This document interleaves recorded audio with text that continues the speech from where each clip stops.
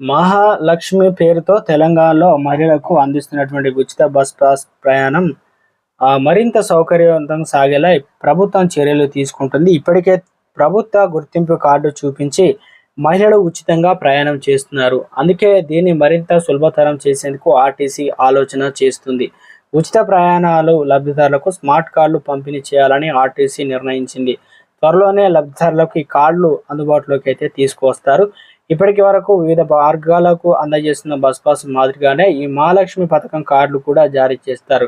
వీటిని కూడా మరింత స్మార్ట్గా మార్చేందుకు ప్రయత్నాలు సాగుతున్నాయి. ఇకపై అన్ని బస్ స్టాపుల్లో కూడా స్మార్ట్గా మార్చేయనున్నారు. ఇక చిల్లర సమస్య పరిష్కారంగా డిజిటల్ పేమెంట్, ఉచిత ప్రయాణ లబ్ధిదారులు స్మార్ట్ కార్డులు ఇవ్వడంతో పాటు చిల్లర సమస్యలు అధిగమించేందుకు డిజిటల్ పేమెంట్ సిస్టమ్ను ప్రవేశపెట్టనున్నారు.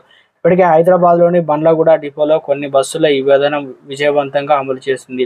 అయితే దీన్ని రాష్ట్ర వ్యాప్తంగా అమలు చేయాలని కూడా చూస్తున్నారు అధికారులు.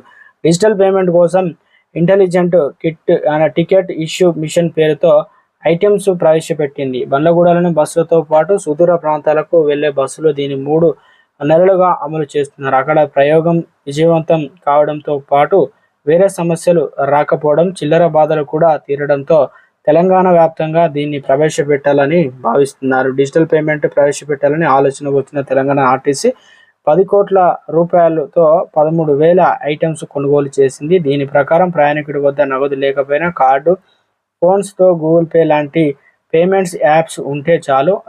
వాటి ద్వారా డబ్బులు చెల్లించి టికెట్ తీసుకునేటువంటి వెసులుబాటు ఇకపై ఆర్టీసీ బస్సు